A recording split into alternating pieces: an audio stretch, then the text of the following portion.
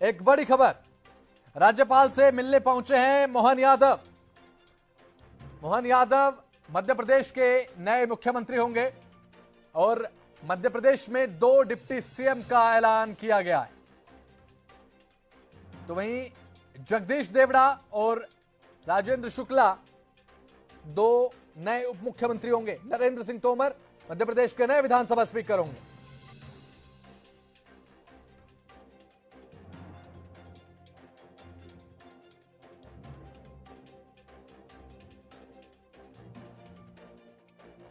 के नए मुख्यमंत्री डॉक्टर मोहन यादव पर बीजेपी ने मोहर लगा दी है। सबको चौंकाने वाला फैसला यह देखने को मिला है। कहीं से कहीं तक भी कयास नहीं था कि डॉक्टर मोहन यादव के चेहरे पर मोहर लगेगी, लेकिन ऐसा हो गया। शाम होते होते, दिन ढलते ढलते एक चौंकाने वाली खबर, और वो ये कि डॉक्टर मोहन यादव अब भारतीय जनता पार्टी की तरफ से नए मुख्यमंत्री मध्य प्रदेश में। बीजेपी ने पूर्ण बहुमत के साथ सरकार बनाई और जब सीएम फेस का ऐलान किया तो सबसे चौंकाने वाला डॉक्टर मोहन यादव। जगदीश देवड़ा और राजेंद्र शुक्ला नए डिप्टी सीएम होंगे और साथ ही जो स्पीकर हैं, विधानसभा स्पीकर के तौर पर नरेंद्र तोमर को कमान मिली। राज्यपाल से मिलने पहुंचे हैं मोहन यादव और साथ ही सरकार बनाने का दावा पेश करेंगे और उसके बाद अब शपथ ग्रहण कब होगा यह देखना होगा। मध्य प्रदेश में 2 डिप्टी सीएम का ऐलान किया गया। मुख्यमंत्री के तौर पर मोहन यादव और उप मुख्यमंत्री होंगे जगदीश देवड़ा और राजेंद्र शुक्ला। 2 उप मुख्यमंत्री मध्य प्रदेश में। पहले छत्तीसगढ़ में विष्णुदेव साय के नाम पर मोहर लगी, सभी को चौंका दिया भारतीय जनता पार्टी ने। और उसके बाद मध्य प्रदेश में जब सीएम फेस की अनाउंसमेंट हुई, उसने भी सभी को चौंका कर रख दिया। डॉक्टर मोहन यादव मध्य प्रदेश के नए मुख्यमंत्री और साथ ही साथ 2 डिप्टी सीएम बनाने का ऐलान साथ ही साथ कर दिया गया है।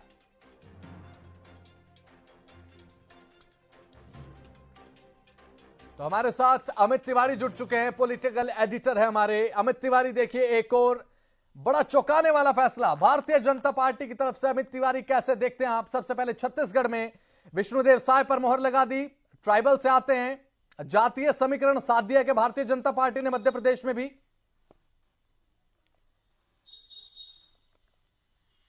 निश्चित रूप से बसंत, सबसे अहम बात यही है कि भारतीय जनता पार्टी का जो हालिया ऐलान है वो दोनों ही मामलों में चौंकाने वाला है। छत्तीसगढ़ की बात करें या मध्य प्रदेश की बात करें, देखिए वहां पर जो एसटी समुदाय के जो है विष्णुदेव सहाय, उनको दायित्व सौंपा गया है और साथ साथ मध्य प्रदेश का बिल्कुल ही चौंकाने वाला है। और पार्टी विद डिफरेंस की बात भाजपा हमेशा करती है और यह भी एक तरह से एक नया प्रयोग जो है वो किया गया है। देखिए वहां जो एसटी से लाए और यहाँ ओबीसी से लाए हैं। मोहन यादव, डॉक्टर मोहन यादव मैं कहूंगा उच्च शिक्षित हैं और साथ साथ उच्च शिक्षा मंत्री का पदभार जो है वो संभाल चुके हैं और 2013 से वे पहली बार विधायक बने थे और उज्जैन दक्षिण से आते हैं।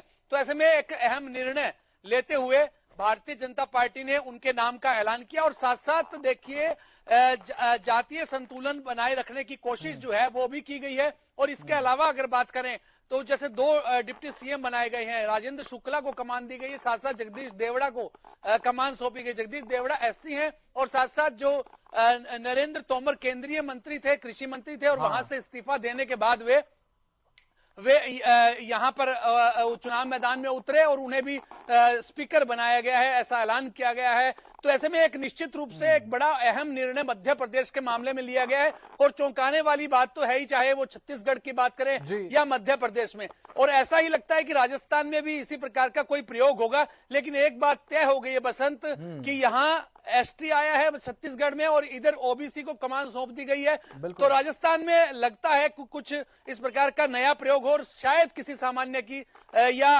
राजपूत की लॉटरी खुल सकती है वहां, ऐसा लगता है। और देखिए भारतीय जनता पार्टी पहले से ही मिशन 2024 की तैयारी कर रही है और इसी मिशन के तहत ही इस जो मुख्यमंत्रियों के चेहरों का ऐलान जो हुआ है, मुख्यमंत्री के नामों का ऐलान जो हुआ है, उसे लगता है देखकर कि इस प्रकार की जो एक बात सामने आई है। जी बिल्कुल अमित तिवारी, कह सकते हैं कि 2024 को लेकर व्यू रचना भारतीय जनता पार्टी ने रचनी शुरू कर दी है, क्योंकि छत्तीसगढ़ में रमन सिंह को देखिए साइडलाइन कर दिया गया, वरुण देव साय। मध्य प्रदेश में नया चेहरा डॉक्टर मोहन यादव। किस तरीके से इसे आप देखते हैं? एक राजनीतिक पन्ना पलट दिया कि भारतीय जनता पार्टी ने अपने इतिहास में। जी निश्चित रूप से बसंत, आप देखिए जब दूसरे विपक्षी दल जो जातीय जनगणना की बात को उठा रहे थे और मुद्दा बनाने की कोशिश की थी, चाहे बिहार की बात करें या दूसरे राज्यों में विपक्षियों की बात करें, तो ऐसे में एक बड़ा झटका जो है वो भाजपा ने इस मोर्चे पर दिया है मुख्यमंत्रियों के नामों का ऐलान करके। और जैसा कि पहले ही बता दिया गया था कि जो विधानसभा चुनाव में कि चेहरा एक तरह से मोदी है, मोदी के मन में एमपी और एमपी के मन में मोदी, इस प्रकार का स्लोगन जो आया था। और उसी स्लोगन को जो है भाजपा के जो स्लोगन को समर्थन मिला मध्य प्रदेश में, और 163 सीटों पर जो है वो जीत दर्ज की, प्रचंड बहुमत आया। राजस्थान में भी जीत मिली, छत्तीसगढ़ में भी मिली। तो ऐसे में चेहरा जो मोदी थे और अब चेहरा उन्होंने अपना, यानी कि एक तरह से मुझे जो लगता है कि सेकंड जनरेशन जो भारतीय जनता पार्टी की है उसे तैयार किया जा रहा है, और साथ साथ जो जातीय संतुलन बनाए रखने की कोशिश है वो भाजपा कर रही है। और इसीलिए देखिए राष्ट्रपति द्रौपदी मुर्मू का जब नाम सामने आया था तो वो अपने आप में अप्रत्याशित था, और एसटी समाज की एक महिला को इस प्रकार से, आदिवासी जो समाज की महिला को राष्ट्रपति के पद पर सुशोभित किया गया, विराजमान किया गया, और इसी तरह से अब छत्तीसगढ़ में किया गया। अब देखने वाली बात है कि भाजपा किस प्रकार से आगे अपनी रणनीति रखती है। लेकिन एक तरह से ये भाजपा की एक सेकंड जनरेशन है जो डॉक्टर मोहन यादव के रूप में तैयार हो रही है, चाहे बात करें छत्तीसगढ़ के रूप में बात करें। तो एक तरह से जो यह रणनीतिक तौर पर भाजपा की मजबूती भी दिखाती है, और जो दूरगामी इसके निश्चित रूप से अमित तिवारी जी के छत्तीसगढ़ और मध्य प्रदेश में तो देख लिया, राजस्थान में देखने की बात होगी कि क्या चुकाने वाला फैसला भारतीय जनता पार्टी की तरफ से लिया जाता। फिलहाल बहुत बहुत शुक्रिया आपका अमित तिवारी जुड़ने के लिए, और तमाम जानकारी आपने दी उसके लिए। जगदीश देवड़ा, राजेंद्र शुक्ला नए deputy CM of Madhya Pradesh, और साथ ही मुख्यमंत्री होंगे डॉक्टर मोहन यादव।